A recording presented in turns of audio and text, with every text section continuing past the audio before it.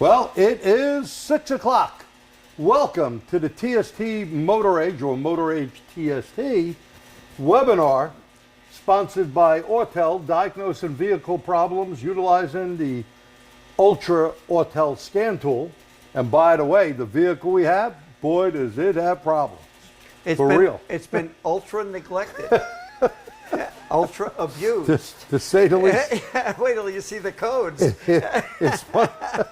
It's one of our customers' cars. We're not sure if she's going to fix it or not, but we're using it here because it's a real world type of problem. So sponsored by Autel. There's Autel's information if you want to get to their website.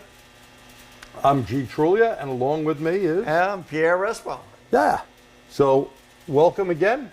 We'll be about 60 to 90 minutes, but we got a lot of hot air, maybe a little bit longer, okay, because sometimes we tend to babble on. Got a lot of info. Your handout, where can it be downloaded?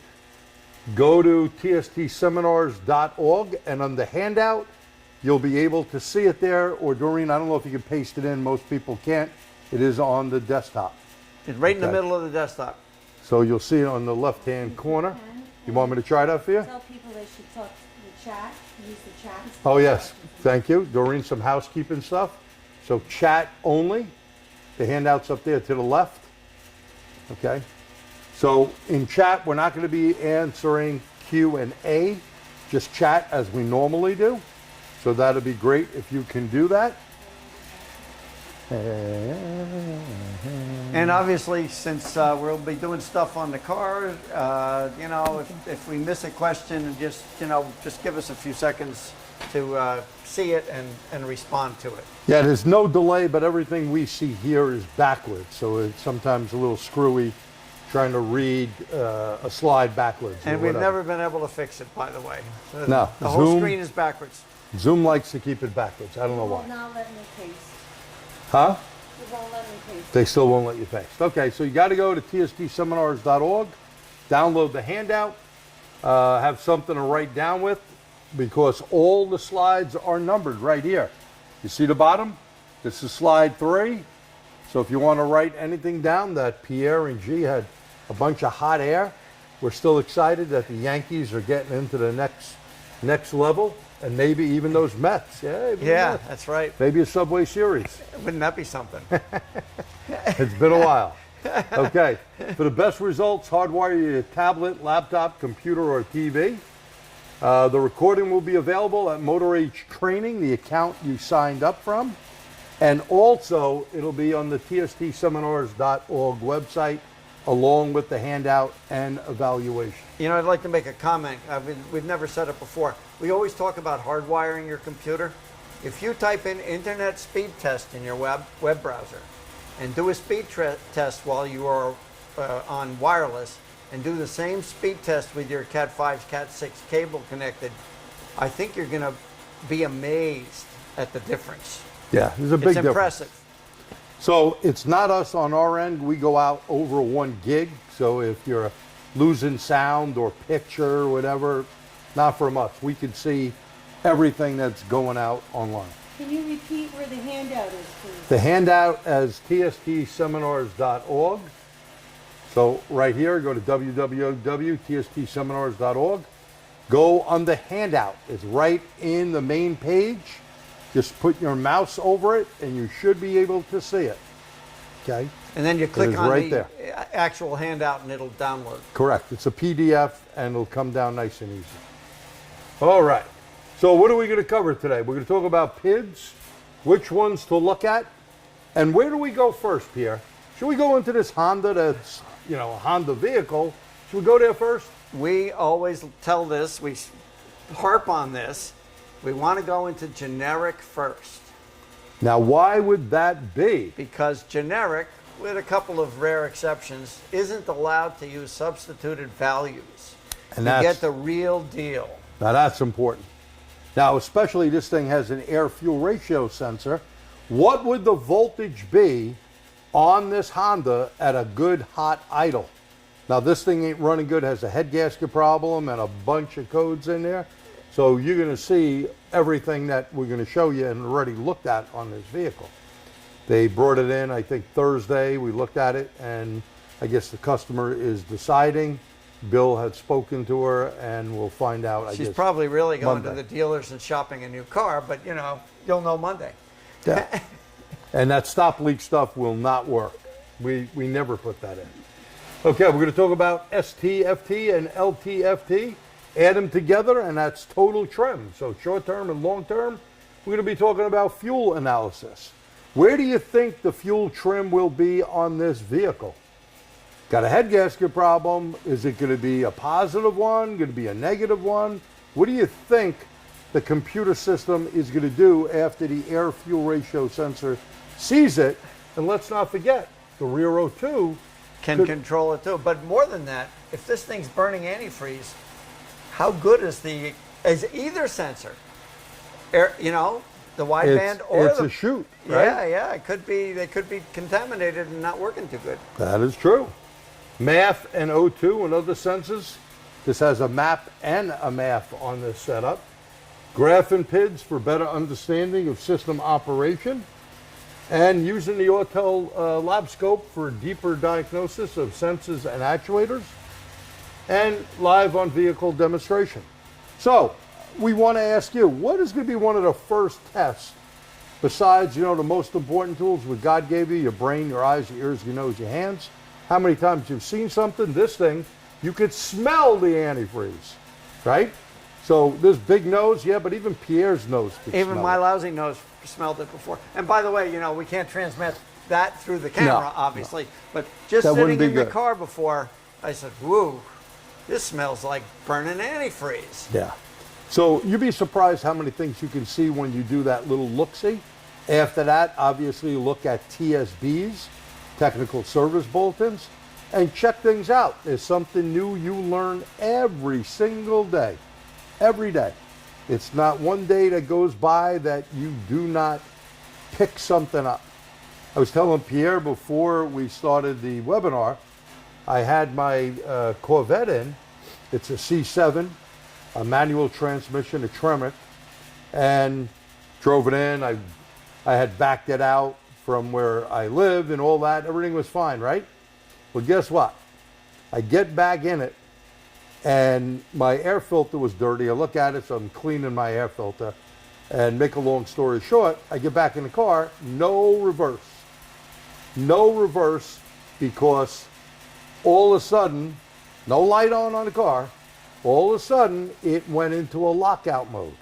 It wouldn't let you have reverse. Now the transmission in forward gears, you don't even need to step on the clutch. You can go right through the gears without pressing it down. The synchros are amazing. Reverse doesn't have a synchro, but that being said, I started doing some research in All Data, Pro Demand, Identifix, Motologic. Nothing, and nothing, okay? Only system description and operation. So I start reading it, and then I go on a couple of forums. I let my fingers do the walking, and sure as hey, someone on a Corvette forum says, hey, it happened to him, his fuse blew, and his solenoid shorted out. The solenoid is in the back of the transmission on the top. The only way to get it out, you got to remove the tranny. Yep, you got to remove the tranny. So I checked the fuse is good, which means the solenoid probably is okay and the wiring okay. You know, could be rodent problem, right? Oh, yeah. Like this car got a little bit of rodent issues going on, but my vet does not. I use peppermint oil all the time under the hood, under the vehicle, all over. Make a long story short, I go in with a scan tool. Remember, no codes. A pending barrow code. The pending barrow code all of a sudden puts it into a limp mode where you can't go in reverse. Why? Who the hey knows? Yeah, what's the logic of that? No logic. Now, when you read system description and operation, they put lockout in so you will not get it from 6-speed and carefully go in reverse. And it's pretty hard to do, but I guess people maybe that stink at shifting, I don't know, that's not me, could have that problem. And by the way, it's not only on Corvettes, it is on Camaros, it is on, you know, Hellcats, anything that uses a Tremor transmission is going to have that setup, okay? So just a good tidbit of information there. You learn something new every day. And a crazy problem. Crazy problem, okay? All right, so we have here the Autel Ultra scan tool. We're going to be using this tool and the VCI. And there's a lot of things you can do with this tool, from programming to remote diagnosis. There is a bunch of different things that could be helpful. It's really a nice sized tablet. Let's look at some of the stuff that we found in EOBD. So we went in, we did check the DTCs, we got misfires, we got communication codes. And by the way, when you see number 10, what do you think that is? It says pending and permanent. What do you think number 10 is? That would be permanent DTCs, okay?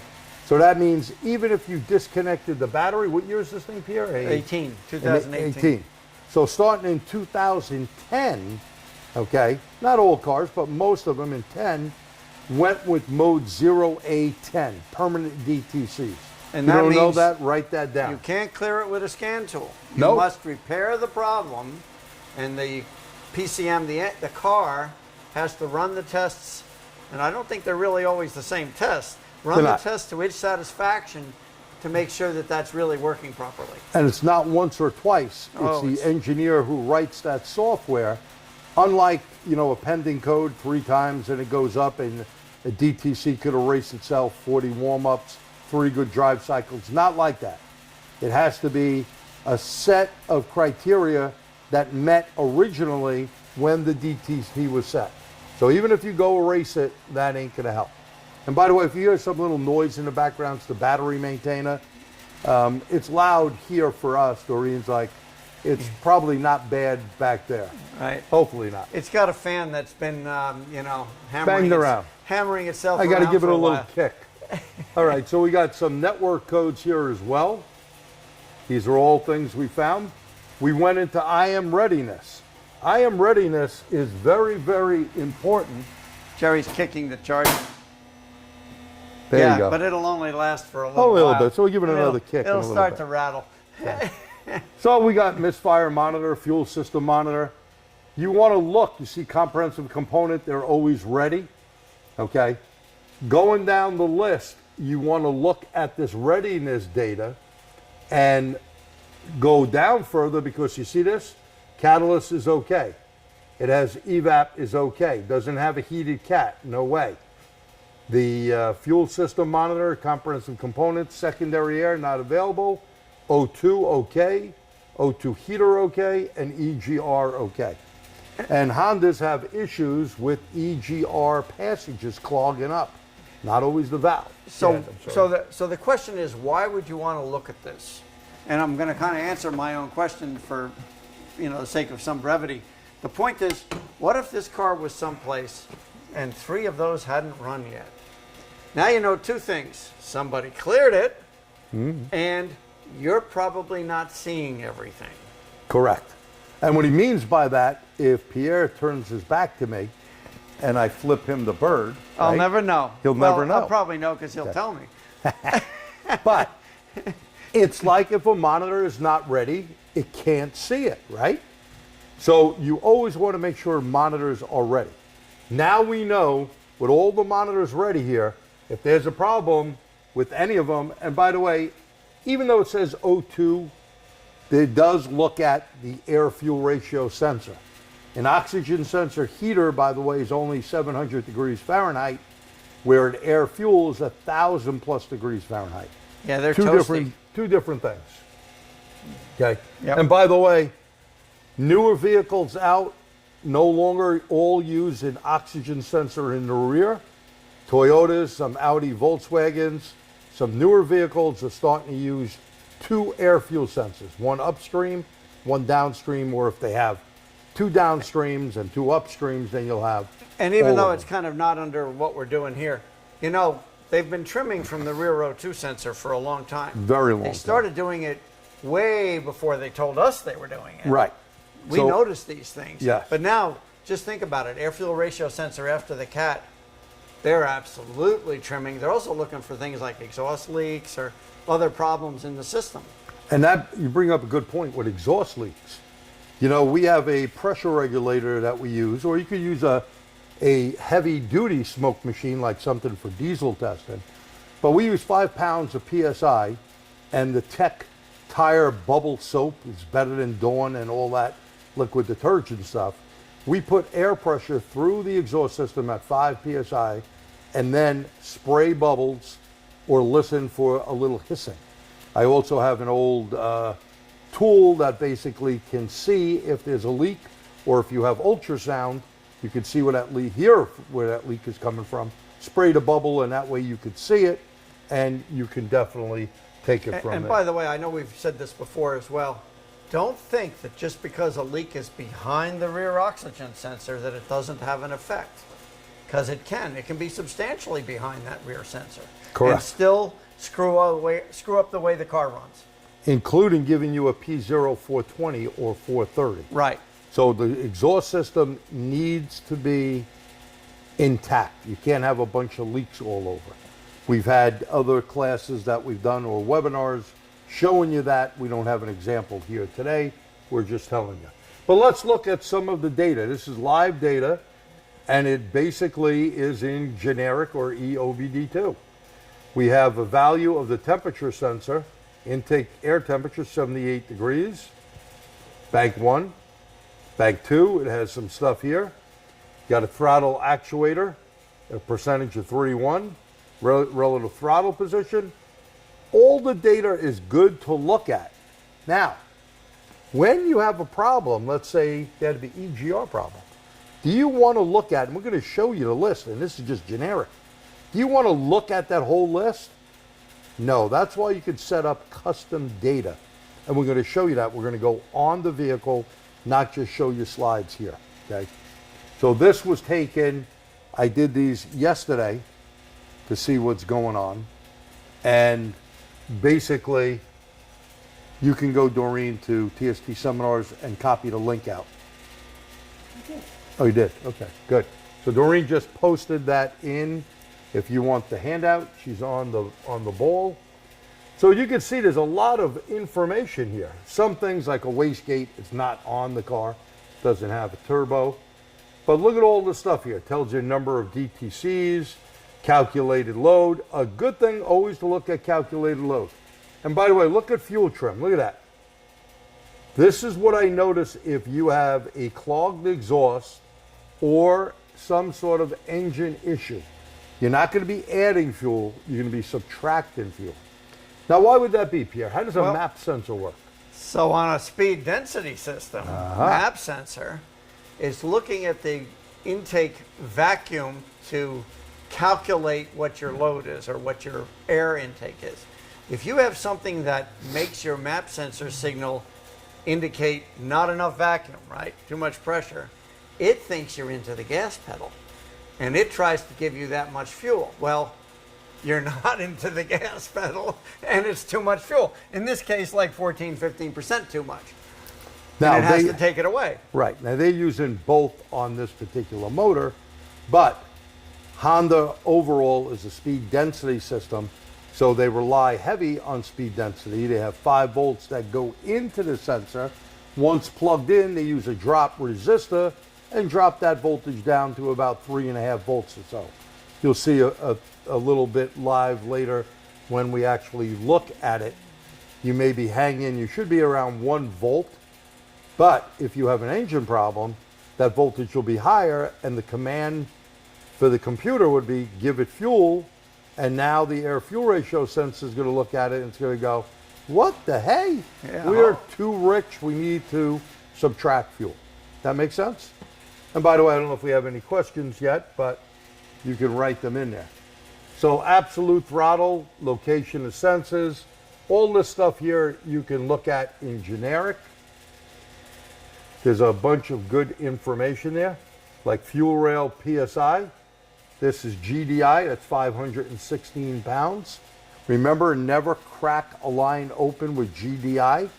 That's high fuel pressure. You can poison yourself. Oh yeah, it can go right into through your skin, into your bloodstream, and not be good. Remember also, many vehicle manufacturers, if they use a GDI system, they may tell you replace the fuel line once you open it. Now BMW doesn't do that, but GM does. Some of the car VW Audi companies does. VW Audi. And That's what right. they're concerned about is little hairline fractures around the nut that holds it onto the rail or onto the pump, the high pressure pump.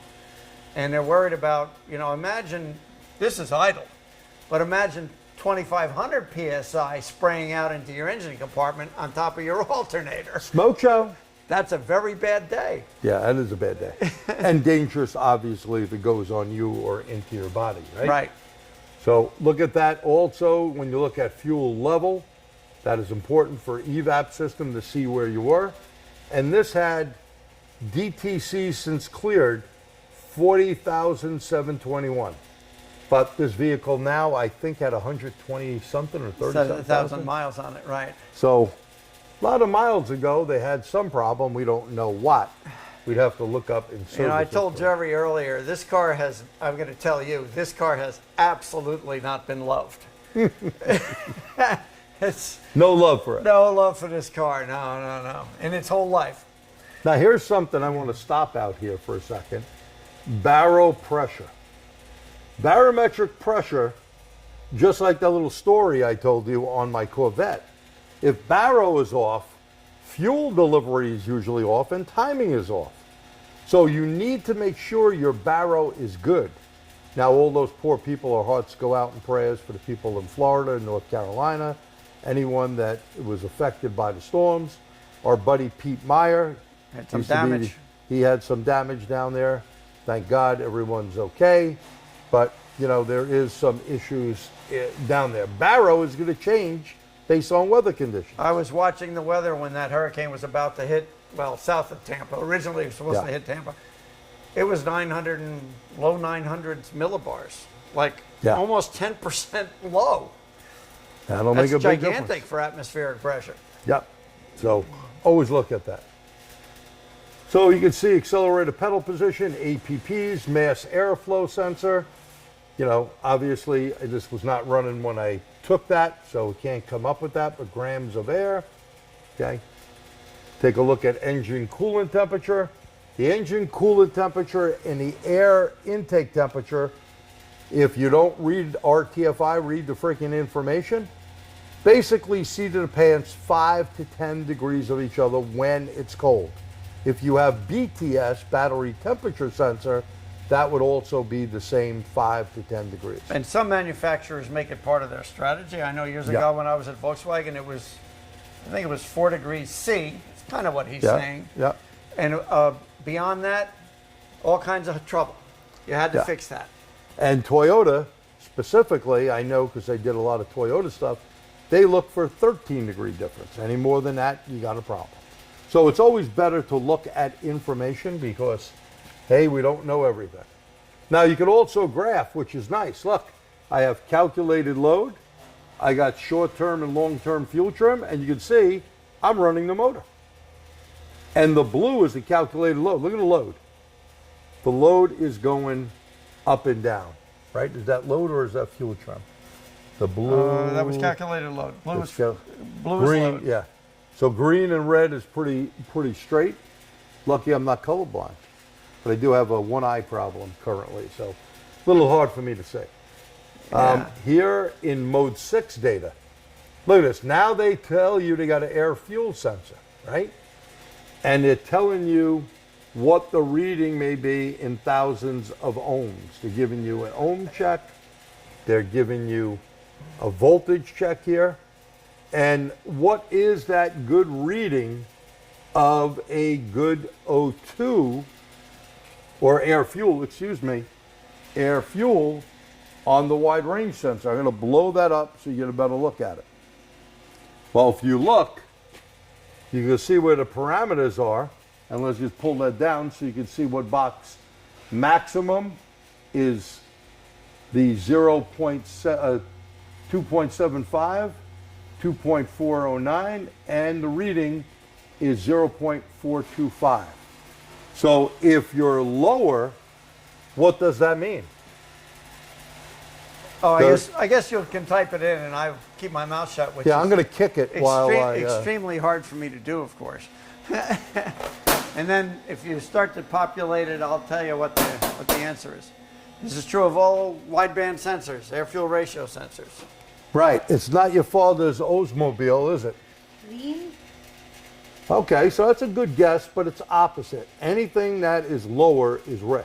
So that is oxygen sensor thinking, and that's what we were always taught for years. Lower was lean, higher was rich. But in a wideband, it's the opposite. The opposite. It's like lambda. Same thing with lambda. Well, same with, in fact, very much so. It was easier for me to learn this because I was a European car guy, and we were dealing with lambda years ago. But and lower is rich, and high or above is lean. Yeah, please write that down. Repeat it one more time, Pierre.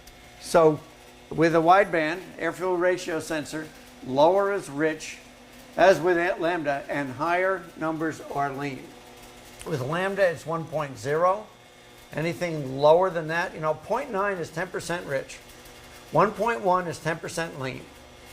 So once you get used to that stuff, it's easy to do. But obviously, if you've been taught air-fuel ratio sensors and oxygen sensors, well, that's why you're here tonight. Yeah, just make upside down. Do a flip-flop. Yep. And you'll get it right. Very good. And by the way, don't be embarrassed if you type a wrong answer and whatever. If someone thinks you're an a-hole, they're a bigger a-hole, right? Don't worry about it. And besides, that's why you're here. And you're watching two a-holes, so we're more than that. That's more right. Than one, okay? Incorrigible in my case. All good. All right, so we're moving along. Just some other stuff here in mode 10. Mode 6, rather, excuse me. Secondary air. If it had it, it doesn't. So always be careful when you see stuff. Now, storage capacity, oxygen capability monitoring, measuring the stability of the secondary heated O2 sensor. So you got a value of 0, 0, a max of 3, a minimum of 0. You always got to be careful when you're real close to one of the high or low numbers. These are also calculated numbers for things like that. Right. So it's, those numbers may not mean anything to you. It's a calculation in the software. Yeah, it's not, well, this is telling you. It's a voltage. It's a voltage. But the point is, other things are calculations. They come up with a number. Right. And we have something up there, question? No, they couldn't see what you were doing. Oh, well, Doreen says she couldn't see what I was doing. So here we're talking about the unit is measured in volts. The value is 0. Thank you, Doreen. The maximum is 3, and the minimum is 0. So you're right at the minimum. And I also want you to write this down. In mode 6, if you see all your test results as 0, the monitors are not ready. The monitors are not ready. So if you see all zeros, and by the way, it didn't run the test. In a similar fashion, if you look at your fuel trims and they're all zeros and not moving, it's not in fuel control yet. That's right. And it's not telling you you're 0, it's just a 0. In Right? mode what? Mode, this is mode 6. Mode 6 for those who asked.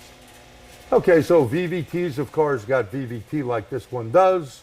You will go through and check it, and you can see, even though it's generic, it knows it's a Honda, okay? And we're going to show you that as we get into the car. EVAP system, important, and again, these are all onboard monitors. What would the component test be? Now, I don't have a slide up here with the component test, and I'm just going to go through those. No component test. What mode is the component test? Let's see if you got that in there. What mode is component test? This is in generic OBD2. According to EPA and SAE, the mode that it was supposed to be, anyone type anything in? Okay, write this down as mode 8. Mode 8 is a component test that is supposed to allow you to close the vent solenoid. That way you'd be able to test the EVAP system with generic/global OBD2, or in the case of Autel EOBD2. Okay. Now they also wanted to add it for VVT, and not every vehicle had EGR, but now even some of the Euros are using EGR along with VVT, trying to keep those NOx readings down quite low. Okay. So always make sure you're good. And when it comes to VVT, Let's not forget the oil. Oil level, too low, too high, no good. Especially Hondas with the viscosity, you have to have the right oil. These things, they react right away. Yeah, 0-20 in a lot of them, but whatever they tell you is what you want to put in there. We have a ton of oil that we have in the shop for all different cars, because it's not like before where you can use one oil or even one coolant or antifreeze. 10W30 and everything. No, Remember those days? Oh, yes, that's what it used to be. It was decades ago. So now the next one is vehicle information. This is mode 9. I want you to write down mode 9. Mode 9, vehicle information. Okay, mode 9, vehicle information. Why? Well, I'll give you a quick little story. We had a Ford Explorer, maybe about 6 months ago now. Came from another shop, had a purge solenoid problem and a light on because the purge solenoid was pulling about 3 amps. Something shorted internally.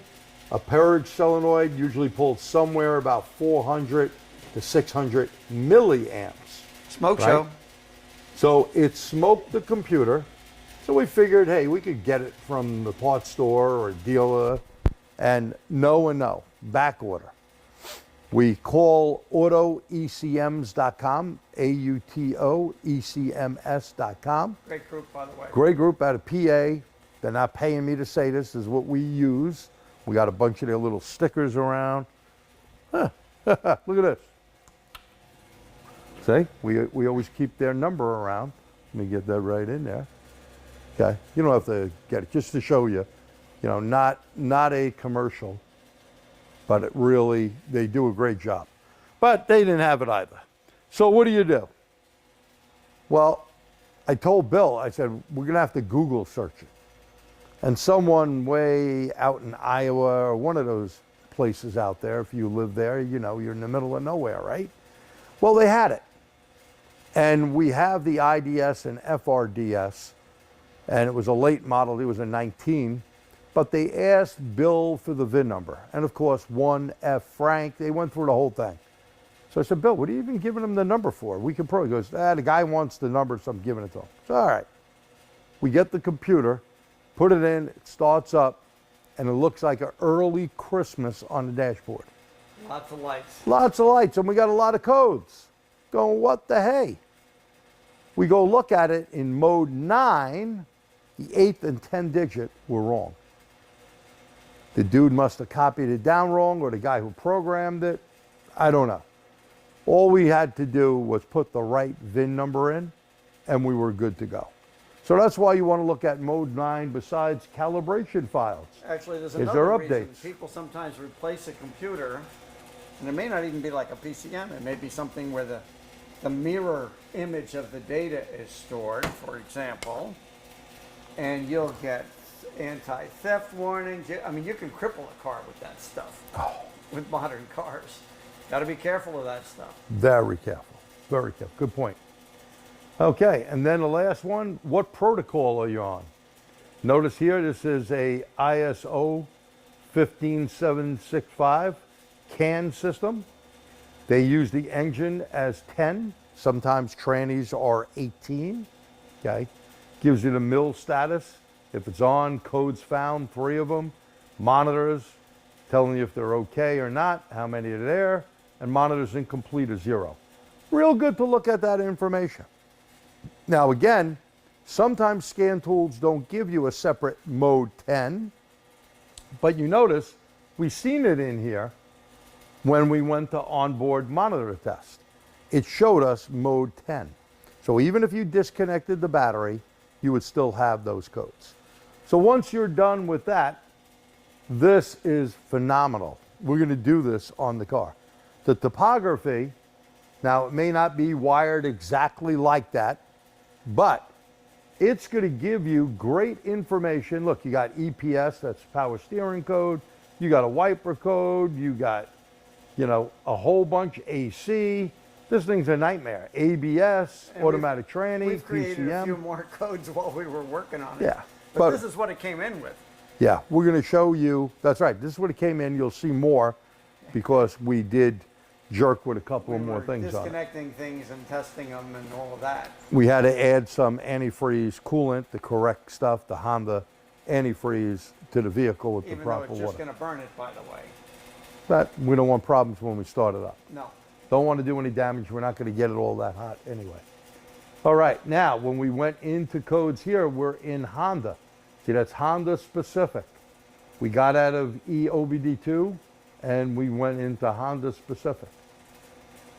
We see what the codes are. You got misfire codes, the 303. You have these CAN codes. There's a lot of different network issues on this car. We go in and I look at some of the parameters here, okay? I looked at the engine speed. I looked at the MAF sensor in grams. And, you know, at 1200 RPMs, well, that's a little high. It's usually 1 gram per liter at a hot idle, right? We got a percentage here of voltage at 31%. There's our baro, 14.2, that's pretty good. Air fuel voltage, look at that, 2.24. So let's visit that. 2.2. What did he say was the right number? Let's see you type that right number in. Now, the only one that really publishes a number is Toyota. Toyota is 3.3 volts on a good hot idle vehicle. Honda doesn't publish it, but they're 2.2 volts, okay? So 2.2, and we're at 2.24. Well, we're pretty close right there. That's right. A To hair being on the okay. lean side. Here, Just right. a hair. Just there, nothing crazy. But remember, this is live when I did it. It's one step of time. So when you look at it, when you have a code, where should you go? Where should you go? We didn't show you that. I didn't give you that screen. Where should you go when you have a code? Let's say you know, hey, I'm going into generic OBD2, EOBD. Where should I go after the codes? Someone type that in, please. No one? Come on, you guys know. Gonna make Pierre and I work harder? I'll have to be the big mouth again. We'll give you another second. Oh, I see something. Freeze. Huh? Freeze. Very Freeze good. frame, very That's good. correct. Freeze So frame. freeze frame. Freeze frame is going to give you what was going on at that particular time. So you may see the negative fuel trims. You may see if, dependent on the freeze frame data, you may see where the voltage is. The voltage may be, 2 volts rather than 2.2, or maybe 1.5 volts, And you know which what? means it's Not just rich. that. What if the thing is not warmed up, it's at 5,000 RPM and it's doing 70 miles an hour? Wouldn't it be nice to know that? Now, you do have to understand this. So generic or global or EOBD has basically about 36 or so PIDs, give or take some, right? So what happens, if this is the top of the PID list, it goes like this. It has to get all the way down here. Then it's going to refresh and go up. Start again. So you've probably seen, and I just did this up in Rhode Island the other night teaching a class. I said, how many of you have raced the motor up, looked at RPM, you went rum, you heard it go up to a couple of thousand, but it said 700, 700, 700, 700.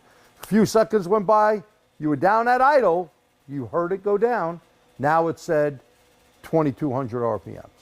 That's the update rate. See, it's slow. You remember if you were working on a GM vehicle, okay, and many scan tools do this, you got engine 1, engine 2, EGR, EVAP, and misfire. If I got an EVAP problem, I'm not going into engine 1. Why? There's too many parameters. Right. You're going I to the want to EVAP. go in. The nice thing with the Ultra is you could pick exactly what you want, and I wouldn't pick over 6. The update rate definitely slows up when you have too many. So pick 6 or under and make yourself, you could save custom list. You want to say G's air fuel list, for argument's sake, if you wanted to check air fuel and O2, you wanted to do a P0420 test. I would do the front O2, this only has one and one rear oxygen sensor. I would do the math, I'd do RPM and accelerated pedal position. That's it. So when I go like this, they should all line up, okay? And I can see if there's a problem, okay? And if you want to see basically at sea level, now depending where you're at, if you're in Breckenridge, Colorado, 90-something hundred feet above sea level, well, that's going to be a different story. You need to calculate for different altitude, right?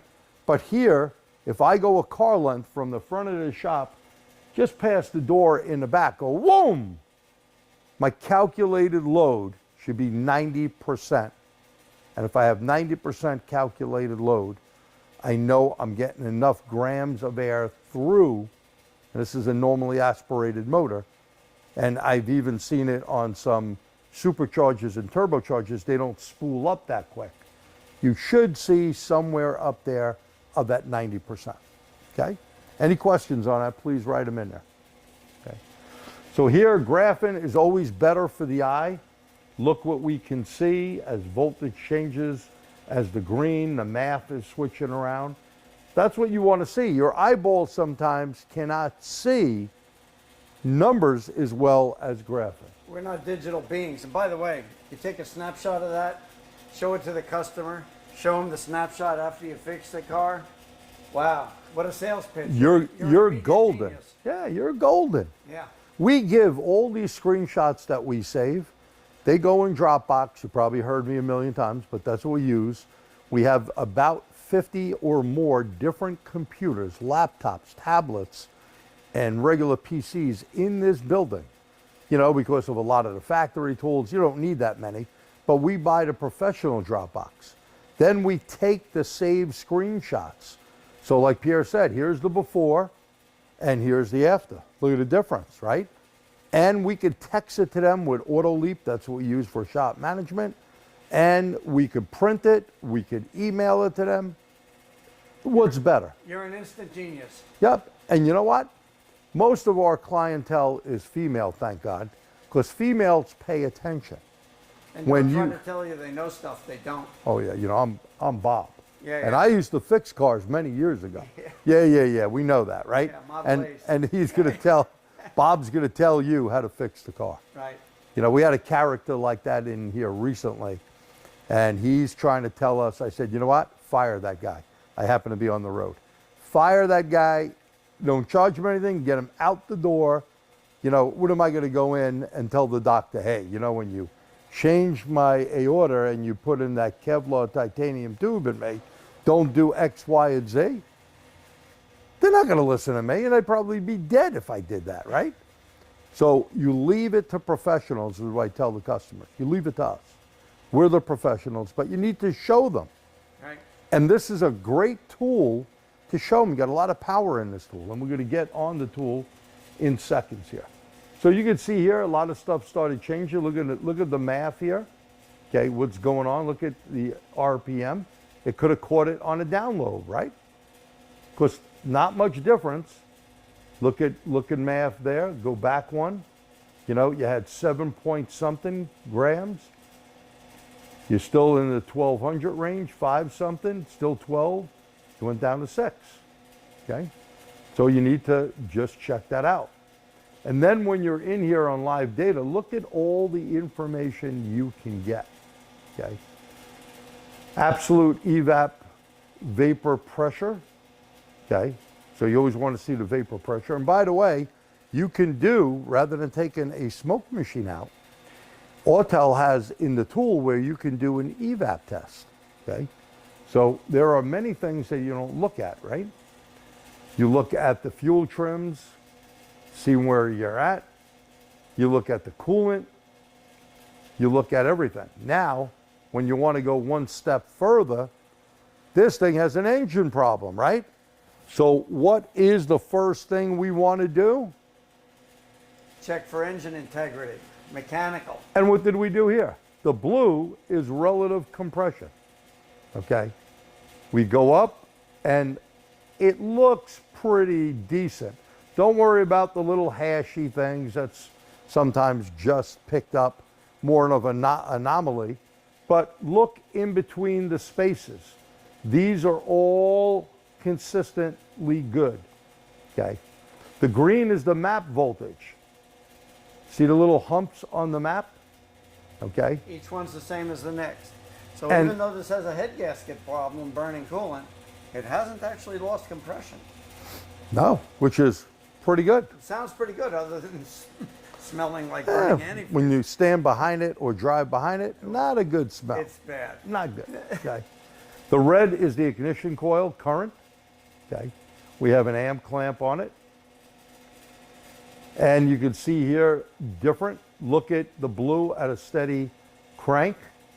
Look at the green. Now this is crank in vacuum, okay? And Hondas don't usually put a lot of vacuum in, okay? But when you're right on the map sensor, using it like a pressure transducer rather than a vacuum gauge, 'cause Right. basically that's all the map sensor is. It is, You that's could right. build a map sensor. Do I have it here? Jerry was talking about this in his early electrical classes. Got to be almost 30 years ago, right, Jerry? Yeah, maybe more. Yeah, maybe more. I think right. I have one of those sitting in my toolbox still. So here it is. There Look at you go. this. That's it. So I have a GM map sensor made by GM. That's hard to tell in the light. Right. You probably come in more. Back in the day, we used to go to Radio Shack. Radio Shack. Nowadays, you'd go to Mouser or DigiKey or one of those Right. companies. And that this is a does- project box. Yep. You see the little LED, 9-volt battery with a 5-volt converter inside, couple of wires. You take your scope, and basically the black wire or ground wire of your scope is going to go here. Your red wire is going to go to the signal wire, which is, in this case, where is it? Our middle wire, okay? And so black on the ground here, and then you're going to get a reading. It's an inexpensive pressure transducer. I will warn you, like I said, this is GM. This is not some cheap piece of junk, all right? There's a lot of, You got to watch some of the garbage brands. yeah, there you go. You can see GM, beautiful. Okay, buy a good GM map sensor. That way you don't have a problem. Project boxes, you can still get them online. The vacuum hose, the shorter the better. The last time I used it, I had to put a longer piece of hose on because where the nipple was, okay? And go to a major vacuum source. What is a good vacuum source on cars? What do we got, guys? What's a good vacuum source? I know the answer. I'm just. We're waiting. We got to give you something. I got to take a sip. What's a good vacuum source? 15 to 21. No, not the vacuum number. That's the number. A source. The place- Where are we getting it? Behind the throttle body, brake booster, power brake. Okay, brake. Boost, brake booster. Yeah. Okay. Actually, let's address that. If you're looking for an average number behind the throttle is good, but if you have something that responds quickly, you can get turbulent flow and it can confuse you because it's roiling around the throttle plate. But it is the most common place on most engines, right? But not the best. But not the What about best. Intake manifold. Huh? Intake manifold? Well, it's all in the manifold. Well, everything's in the manifold. Now, power booster, many Euro cars only pull vacuum out of 2 cylinders. It has to be a centralized vacuum. And a lot of cars nowadays have a vacuum pump for the booster. Oh, you bet. But And that'll what throw do you all off. What do all the cars have that's a vacuum that's attached to vacuum? And always remember this. That's a good question. Type it in. What do they have?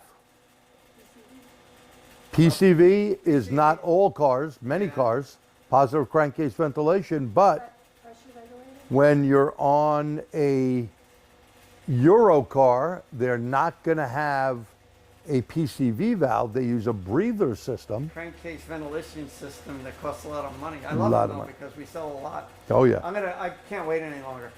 It's the evap, the hose from the evap solenoid into the manifold.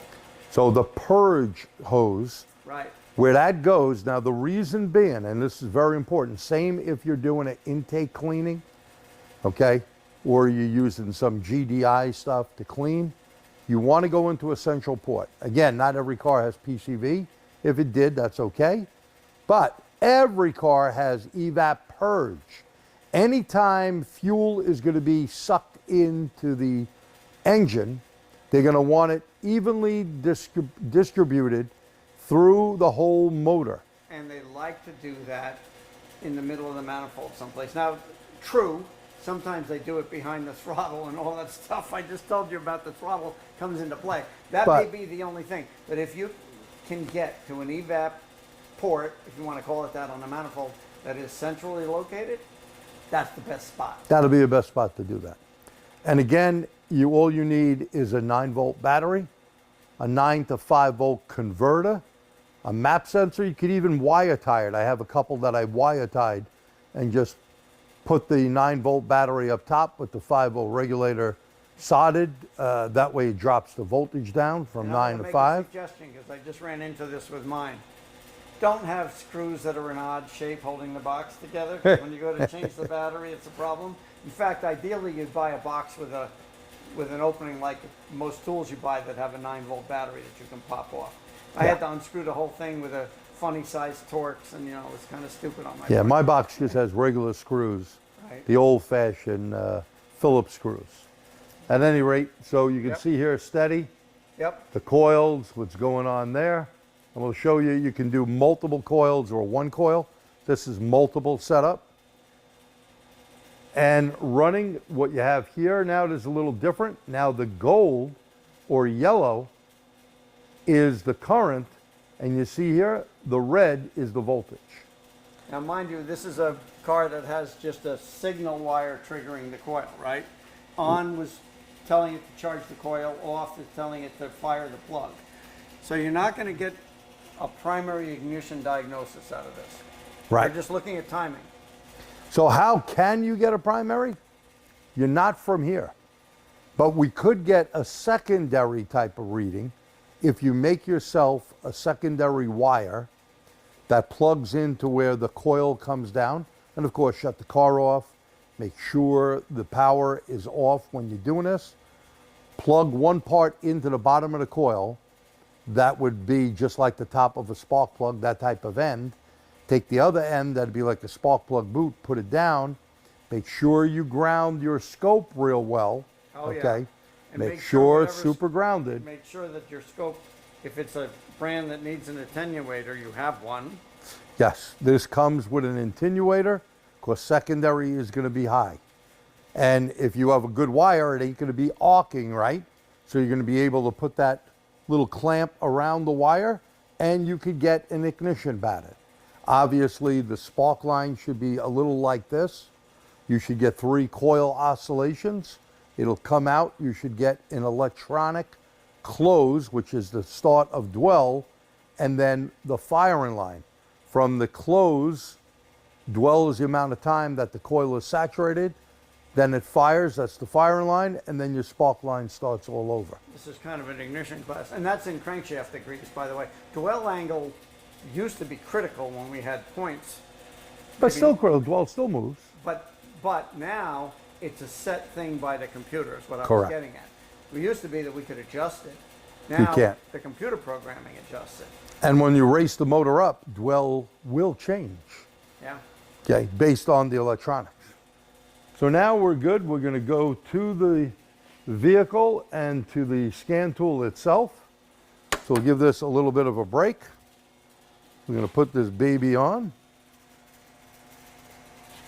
And make sure this is still awake. Yep. We're good. All right. So let's go right to the scan tool. And we're going to hit EOBD. I'm going to do here a repair order number. 1HG.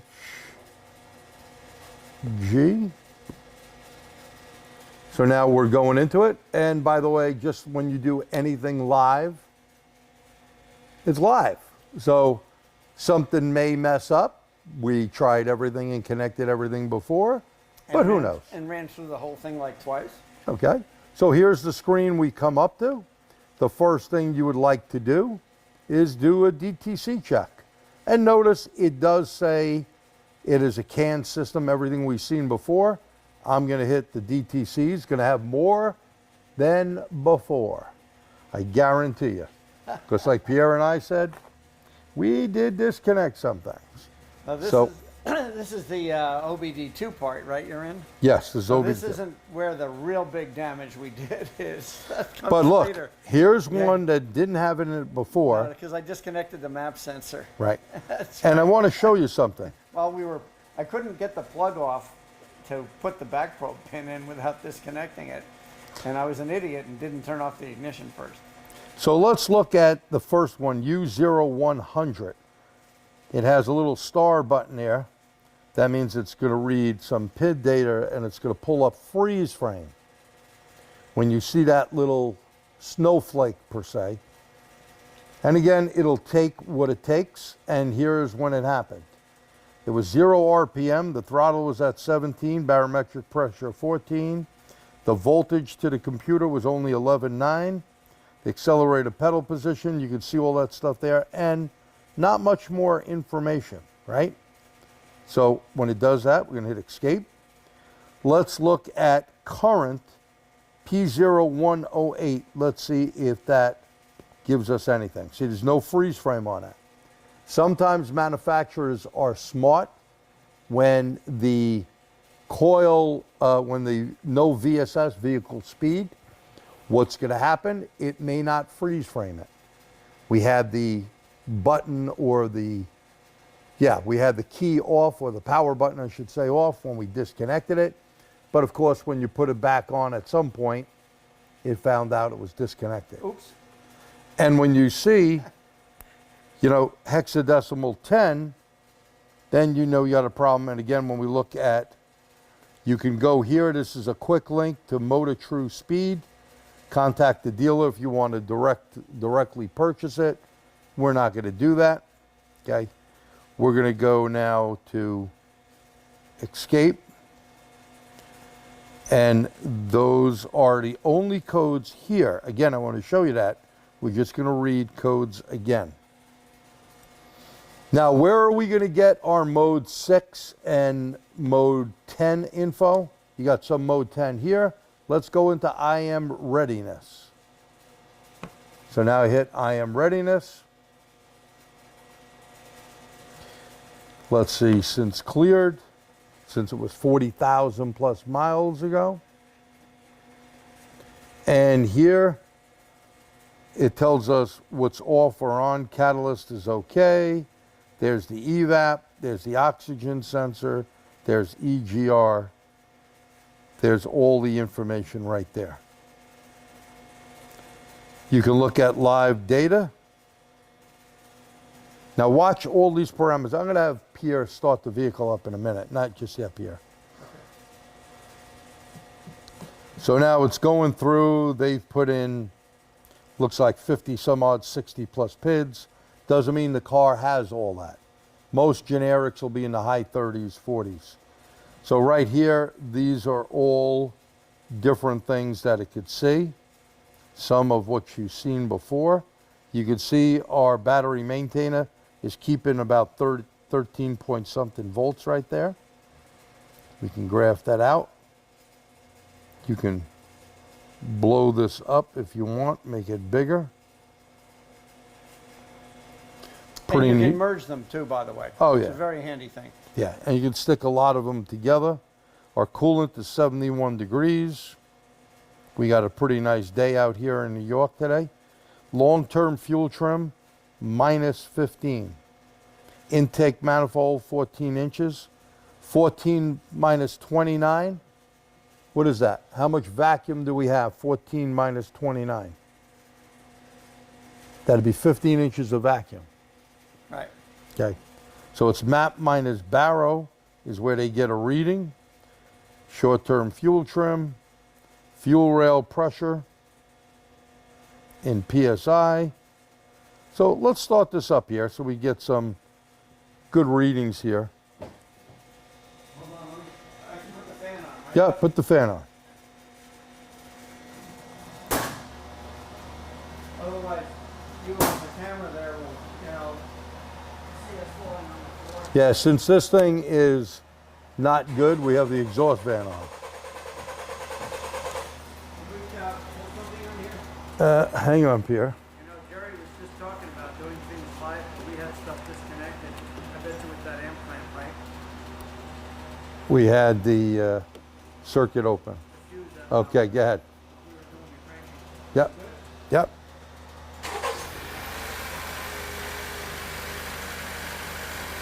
So there's all live data coming in now.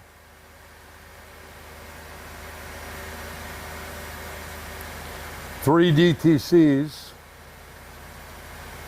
And you can see we're up at 1300. I'm going to pick RPM.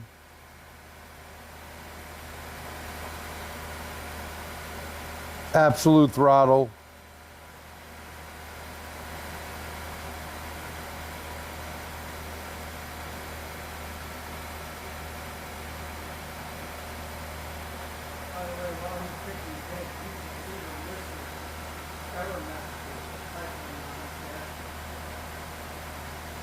And here's the oxygen sensor in the rear.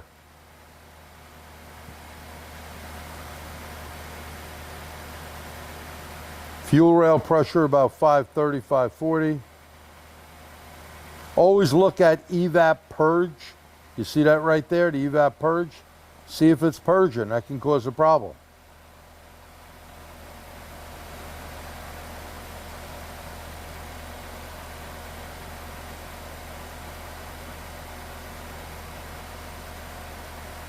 All right, so we graphed it. Give it a brum, Pierre. Now you have the red is the O2. Absolute throttle went up. And that is the rear O2. I want you to write this down.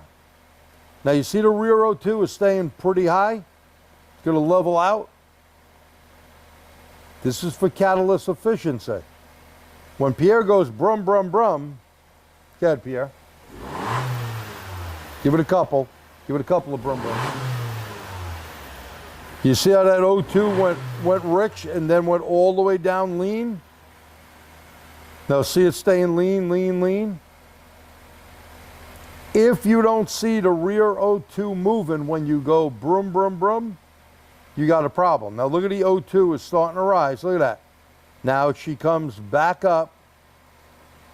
And Pierre, race it up to about 1500 steady. You can see the blue, the engine RPM picked up. Throttle moved a little bit. And notice how steady the rear is. If we had a P0420, that red line would be dithering, meaning going up and down. So it would be going like this. It's not doing that. So race it up here.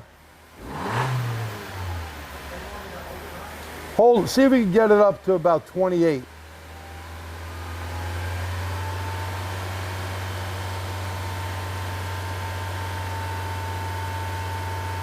Write this down as well. About 28 to 3 grand is one of 3 RPMs you'd like to check the rear O2 out. You see how it's starting to dither a little bit? Oh, there you go. Now you may get a 420 on this thing down the road. Why? It's not staying steady. Now you let it go out a while and you watch that. Right now it's probably the cat's just dirty from running so bad with a misfire. Go down to 18 to 2000, Pierre. So 18 to 2000 is another RPM that you should check it at. And it should be pretty steady. Let it go walk across the screen a couple of times. And then the last one we'll do is at idle. And now if it doesn't dither up and down, you're not going to get a 420. What we've seen at about 2800 is something that cat probably needs to be cleaned, okay? Because it may lead into a 420. Remember, a misfire, whether it be mechanical, ignition, fuel, EGR, any of those are going to cause an issue, right? So when it causes an issue, you're not going to be burning all the fuel. The fuel is going to go, raw hydrocarbons are going to go into the cat, the substrate, that has rhodium for NOx, platinum, palladium for HCCO. It's going to start heating the cat up. And once you get over 2100 degrees Fahrenheit, you're going to melt that cat. Not going to be good. So here, I'd say we're pretty good. I'm going to go back and I am going to select all the pins.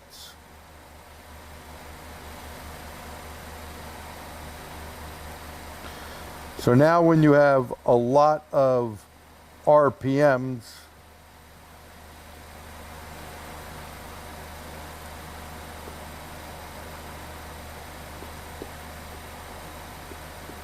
so I'm selecting a whole bunch of stuff here.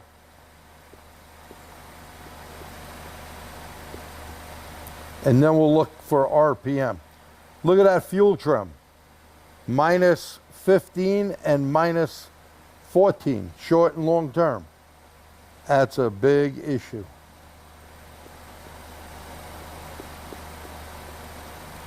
Okay, let me see if I can find RPM now up here. Here's engine RPM. I want to just graph that. Okay, Pierre, go brum brum.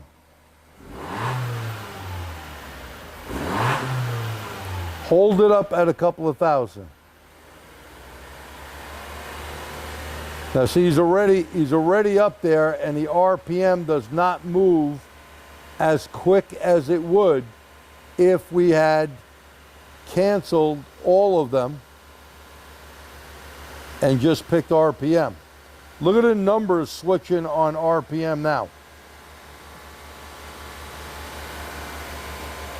Bring it up a little bit, bring it down.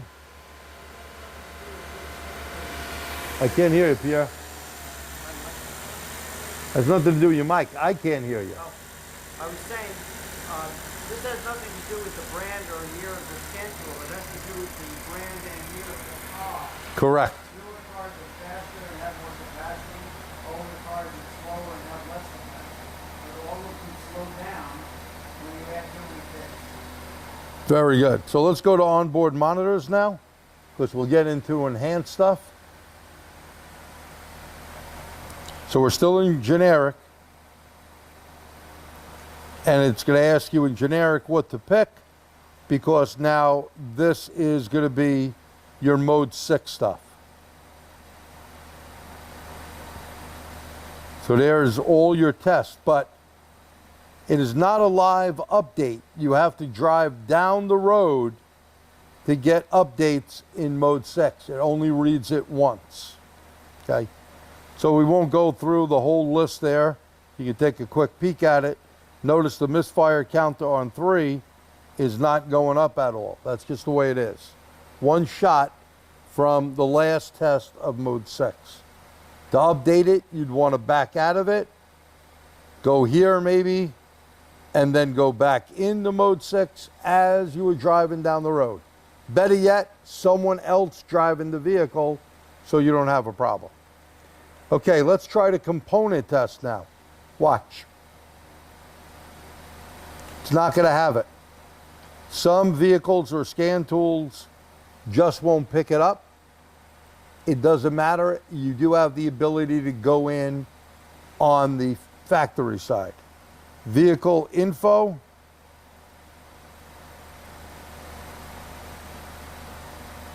Now we're going to get enhanced information. So you have in-use performance, catalyst. You got a whole bunch of good info right here. What was going on.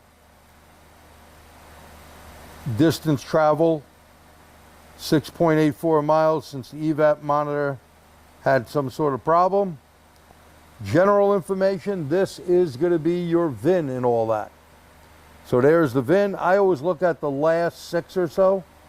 So 031449, and sure as hey, that's what's on the car. Calibrations that you can check online. Onboard fuel consumption. Now remember, not every car has everything, but some cars have a bunch. See, not supported, so we're going to escape. Vehicle status. Tells you the protocol and all that.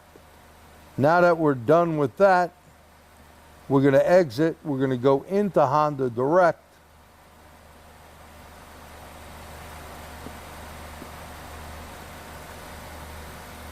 And here's the nice thing. We're going to hit read. Comes up with the number. We hit OK. And that's pretty fast. It's a US car. It knows everything about it. 2018. It's a Honda. Hit OK.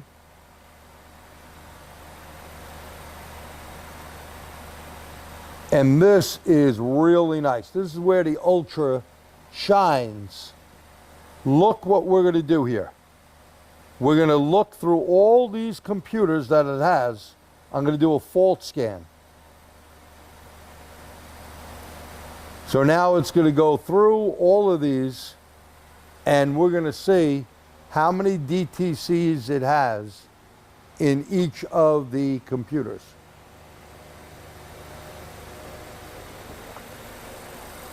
As a vehicle owner or as a shop owner or even a tech, you want to know everything that's happening on a vehicle.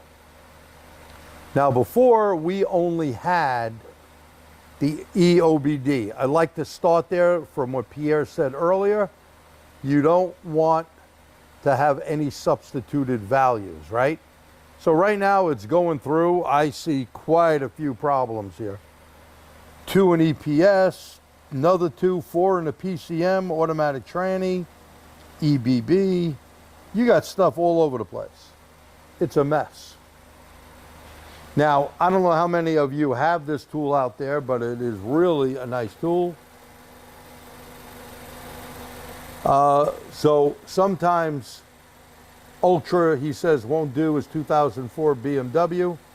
Topography sometimes depends if you select it correctly. And what do I mean by that? Notice I didn't pick a quick scan when I went in. I put in, I'm not putting any photos. I did put in an RO number. I notice if you don't select an RO number type of deal, you may not get topography, okay? So try that next time on your Ultra and you may see. Now, I'm gonna do a report. Here is everything that is on this car that you should give to your customer, and this is what we do. It has 143,000 miles, a CRV, gives you all that. You got 4 faults in the PCM, or they call it PGM-FI. Look at all these faults, okay? You got all the stuff, ADAS issues, and here are the faults. Map we did, 303 it had, CAN bus problems. It has a TCM bus problem, brake fluid leak or seal failure, brake booster issue, a lot of CAN systems. Sometimes you'd want to clear them out. Don't go crazy, clear them out, see if they come back. ABS, a lot of ECM failure. They may have had some issue where the car battery went down, not sure. It started up when we had it here. You got a functional abnormalities in the PCM. Gauges lost the engine automatic tranny. I mean, you got a can of worms here. Open in-car temperature sensor, blower problem. I mean, a whole bunch of junk. Wipers, lost communication. Driver heater seat abnormally low. HVAC, all these open circuits. Now, sometimes open circuits are nothing more than power loss. Always check the charging system out. Blind spot. I don't know if the car was in an accident or whatever. Now, you can report this to the cloud. I'm just going to put in G here. And I'm going to put this up. I'm going to view that report. I'm going to email the report.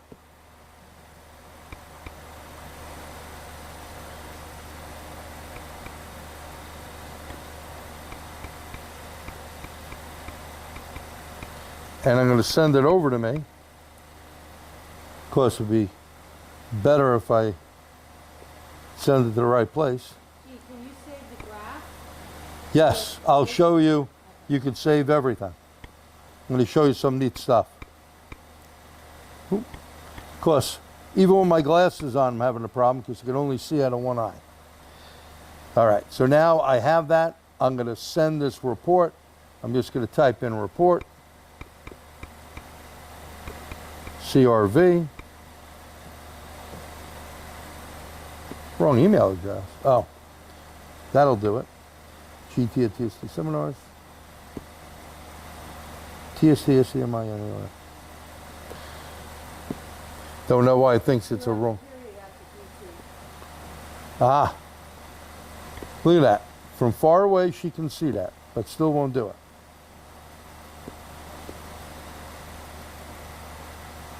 Pierre, you got your phone on you?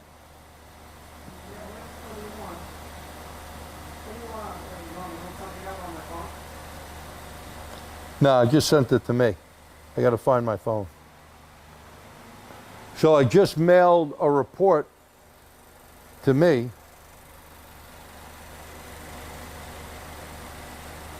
Okay, came in. It's on my phone. I'll move closer.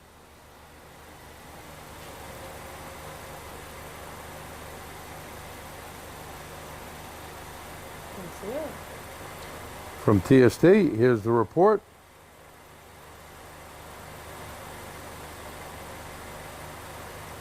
And there is the whole report. So we do this all the time using this. You can see Autel right there.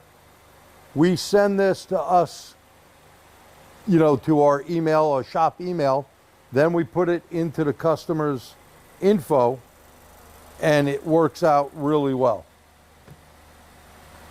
So really nice report here. When we switch back, you have all that nice stuff to show the customer.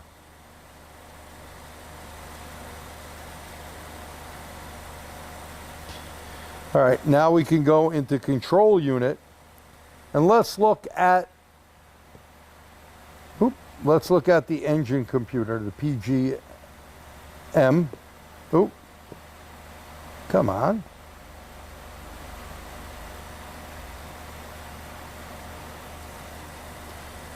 We're going to look at trouble codes first.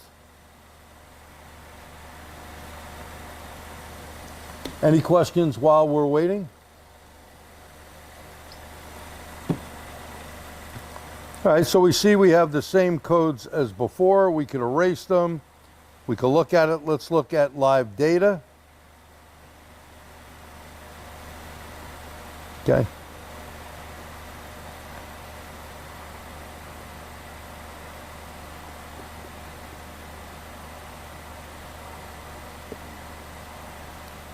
You can graph 4 of these things if you want, nice and easy. You can blow it up. You can make the graph bigger or smaller or get rid of it. You can make it a gauge. You can make it analog, graph,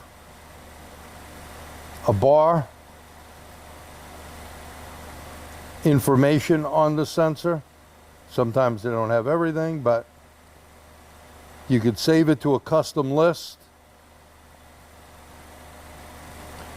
Tells you about the coolant sensor, so it has some great information in there. And then the last thing you can do, you can change it. See, it says centigrade. When you go here, I flipped it back to Fahrenheit. Right? So watch, again, when you go to the scale, there's centigrade, go back, Fahrenheit. I know some people have asked me, how do you do that on there? Then you could put minimum, maximum. If you want to make sure, you know, you're getting an alert when the temperature went up, you can do that.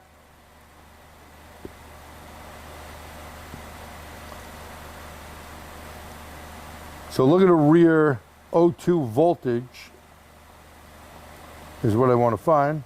There's the map voltage, a little low.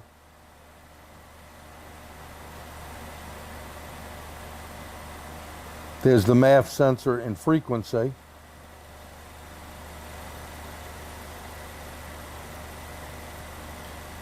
Pierre, put the high beams on. Now you see that rate change? Turn them off, Pierre. That is the charge-in voltage.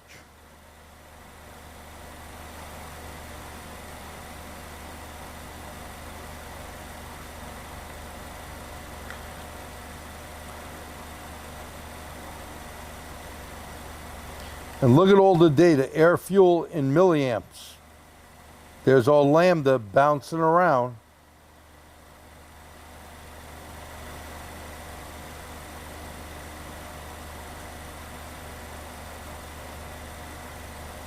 Here's a good one to look at as well. O2 heater amperage at 890 milliamps because the car is now getting warm.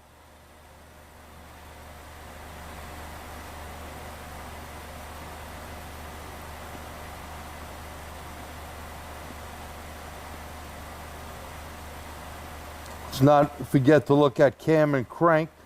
That's a good one, right? And when you see something like this, idle target, that is basically telling you, and I'm going to send that to the top, okay? So when you look at that, you want to be in the range. It's giving you the spec of what it should be. So 720, and you're close enough for government work, right? Cancel all those. You can switch anything around. Want to see if we have air fuel.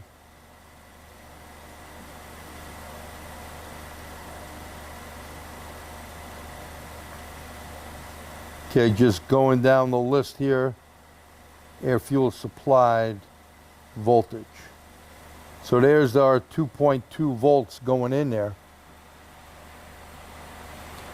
Let's look at some active tests that you can do.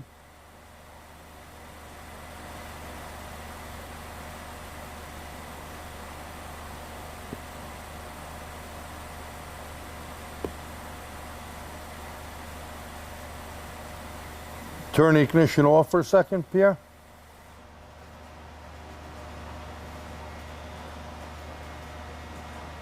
So now it's telling us we just got to wait. Turn ignition switch on. Key on engine off? Yep. Okay. Warm up routine. Turn off all electrical devices. Center the steering wheel. Do not move the steering wheel during test. Start the engine. It gives you a warning about hybrids must be put in maintenance mode. That says warm up. Keep the engine between 25 and 35.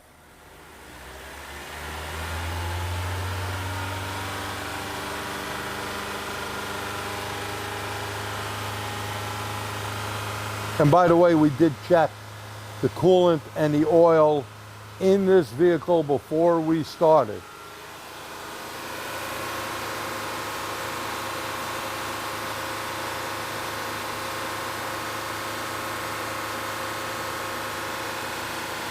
On auto auth, that's where you need to register your tool. Go to www.autoauth, AUTO, You'll need that. That way you can get into not only Stellantis, which is Chrysler, Jeep, all that junk, Dodge, Ram. You'll also need that to get into Nissan and Infiniti, starting in about 2000, late 2021.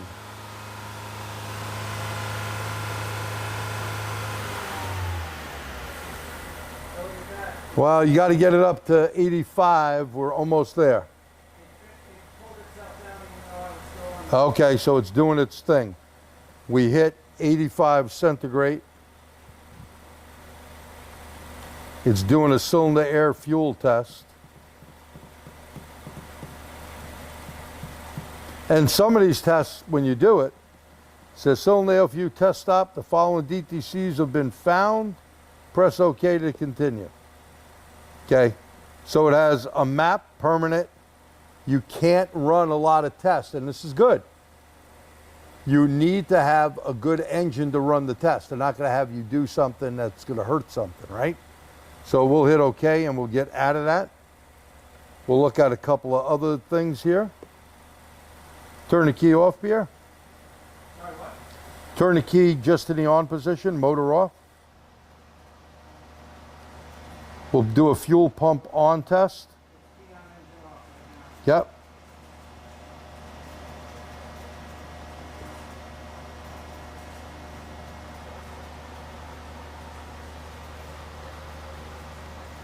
Tells us the fuel pump is operating. A little hard to hear with that fan on. I'll shut the fan. Yeah, that's why I couldn't hear what you were saying.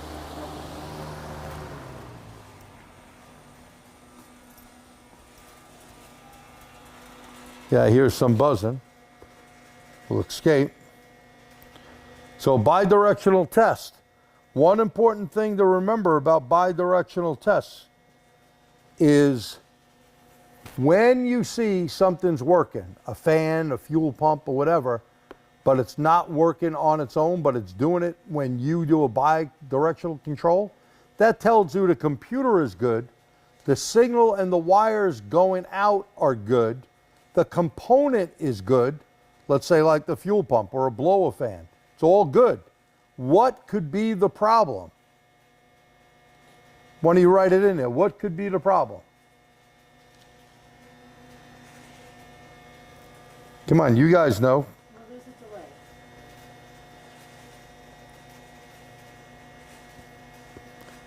delay. Anyone with the problem? Somebody said a sensor. Good, excellent. A sensor. Very good. Now also here, look at this. On service, there's maintenance. You can reset some stuff with a tool or not. And of course, things are always easier to do with a scan tool, in my opinion. Maintenance information. And I'm not going to do it, a service reminder. And it'll tell you if you can do it. This shows the remaining life of each item. Let's see what it's going to come up with.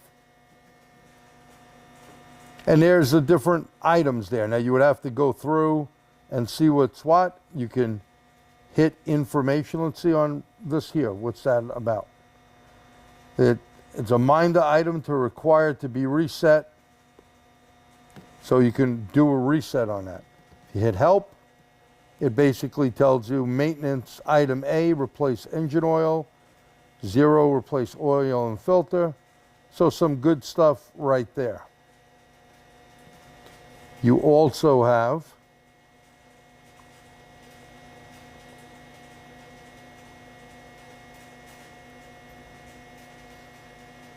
okay.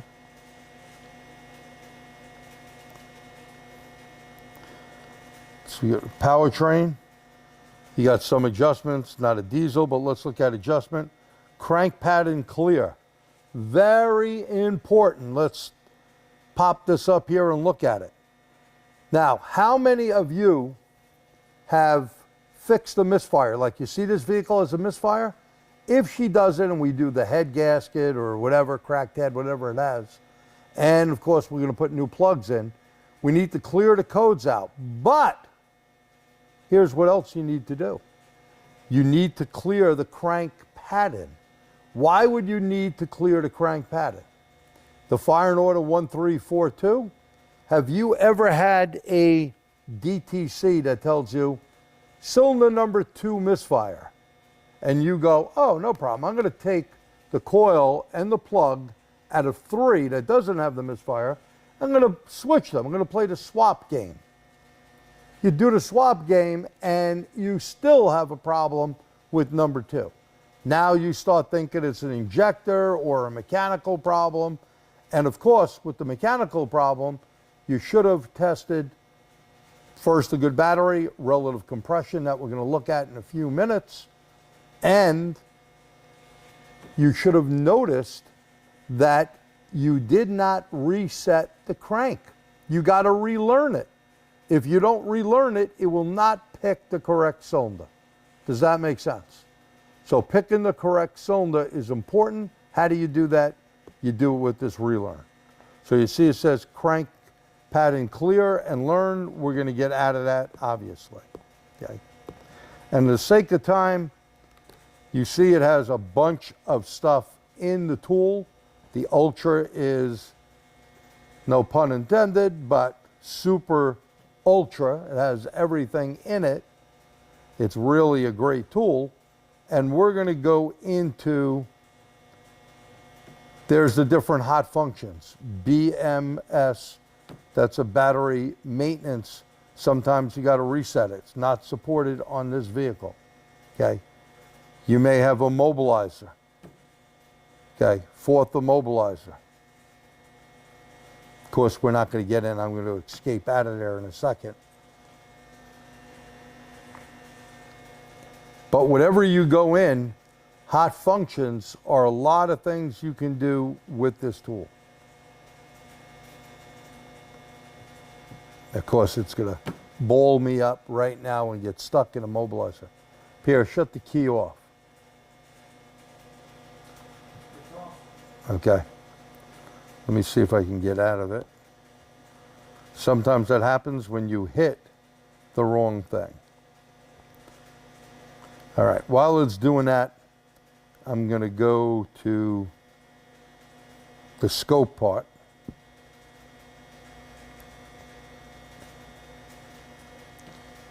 And we're going to play the crank game.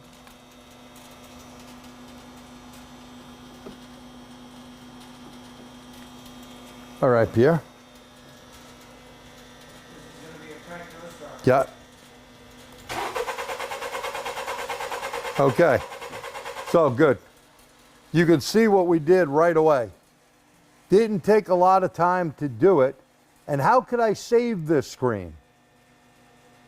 If I want to save it, I'm going to put my finger on the camera button and hold it down, and you're going to see the screen blink. Did you see the screen blink? And there's a baby screen right on the bottom, lower left-hand side. Okay? That is indicating that it's saved. So I can find that later and email it to myself. Okay? And that's something you could see. Now, relatively speaking, no pun intended, relative compression, we first go up, you can see where the starter solenoid right here kicks on. And then if I go over more, there's my total amperage. When it first goes over, it's like you pushing a car, you're going to use a lot of energy. And then here's my average. And if it's 1, 3, 4, 2, we don't know what cylinders are what unless we went to number 1 ignition, and then we could count off 1, 3, 4, 2, right? The thing in the background up top, if I'm not mistaken, is our voltage for our coil. That is the red. So that is showing us the coil has voltage going into it. It's a 3-wire coil, as we explained earlier, does not put out a ignition waveform, okay? It'll put a square wave pattern out. So now that we have that, I'm going to plug this back in, and that was easy to do. I'm going to turn our low current clamp on and going to zero it where we're at, not around the wire. I'm going to take it off the wire. I'm going to zero it. I'm on 1 MV equals 10 MA, or 100 millivolts equals 1 amp. I'm going around the wire, and this is going to be the injector. So start it up here. And you see how that captured it right away? So our yellow is the injector. I'm going to take this and make it, I'm upside down. You see the yellow is upside down. I'm going to flip the coil, the clamp the opposite way. Remember, this is GDI. So now you see my yellow going up. Let me stop it. And when we look at that, you could see the red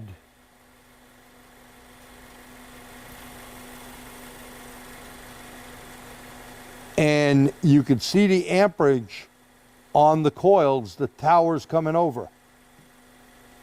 Excuse me. On the yellow is the fuel injectors. So this is GDI injection, and we're pulling roughly about 6+ amps. The blue on the bottom, we're not connected to anything now. Green is the map in the background. And you can see it waving a little bit. If I take the time and go up to 50 milliseconds, you'll see more humps in the back. And yeah, yep. Now you see how that map went up? I'm gonna make it 200 milliseconds. Watch how the map, the green, goes up. You see how it went up? Again, right now, Pierre. Again. Go ahead. Give a couple. Okay. So right there, you could see. Let me move the other ones away. You see our map in green?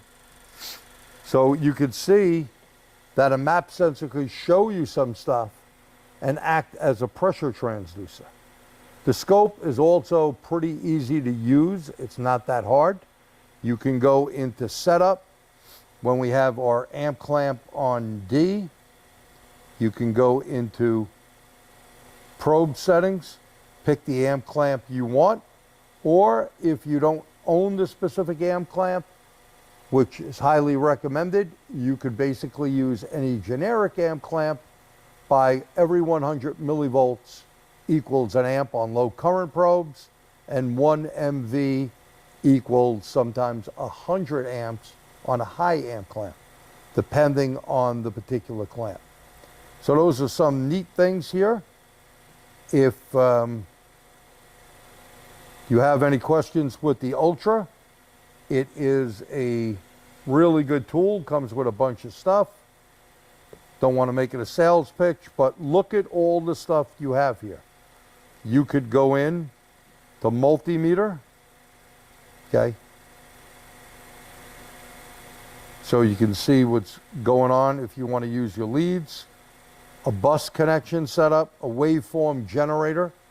Now some of the things are extra, don't come with it. You could also do battery testing, data management. Here's where our vehicle history would be, okay? You also have cloud reports. These are reports we sent up to the cloud. Image, and we wipe them out after a while, don't want to leave them all in there. So look, here's all different images that we took. You could save them, send them to yourself. You can put all your information about your shop. Data review, looking at things that you did. And of course, it being Android, you can go out to Remote Expert we spoke about if you want to pay for that. Updates, should have all the latest updates. So it would tell me if I needed a new update. I did do one today. Battery test, you could do in vehicle or out of vehicle test. That is another separate module.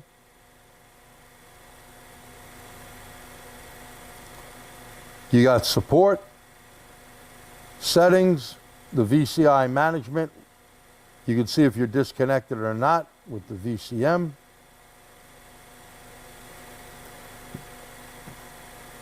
Different tools for the monitor, data logger, VCI setup.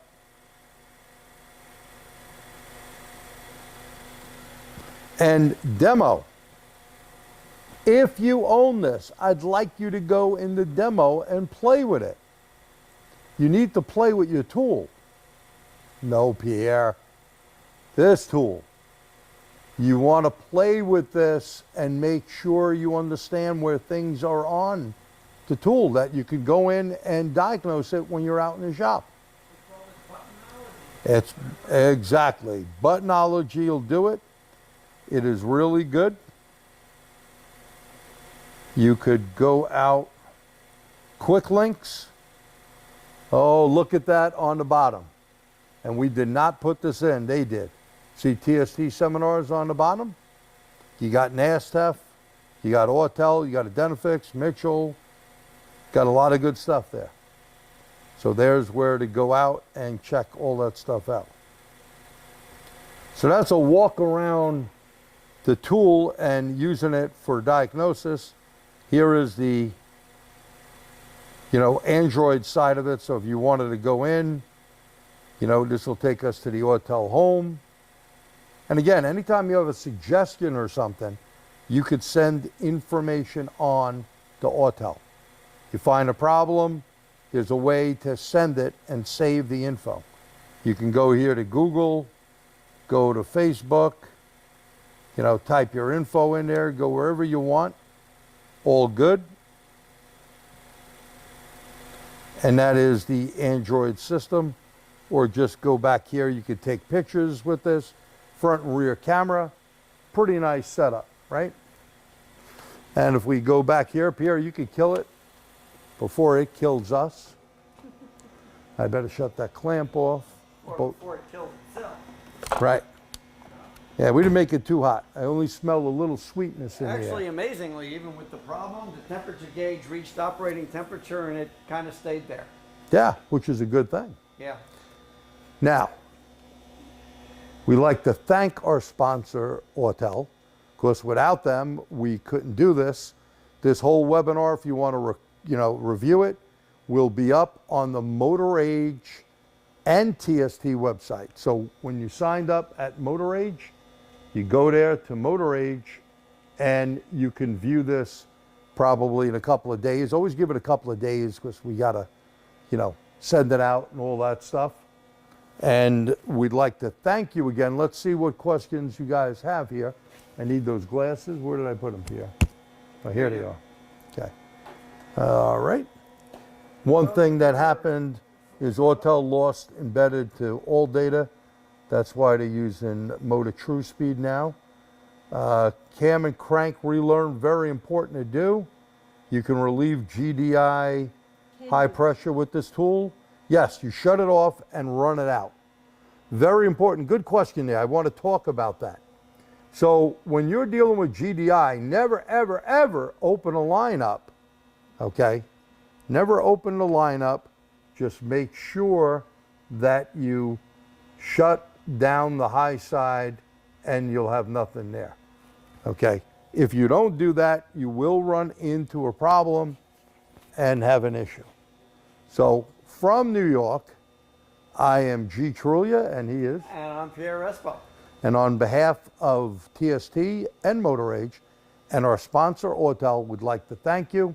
We hope to see you in a webinar in the future. Thanks again. Have a great night. May the Yankees win. And even if the Mets get there, may they beat them. Obviously, not only Jerry, but I am also a Yankees fan, so what can we say? Hey, we haven't been there in a while, so we need it. And we may not get there, but hey, positive thinking. Yeah. So thank you again. Any questions, you could always email me at gt@tstseminars.org. And whether it's a question for me or Pierre, we'll make sure we'll get back to you. Thank you again. Have a great night. Stay well. God bless. Thank you.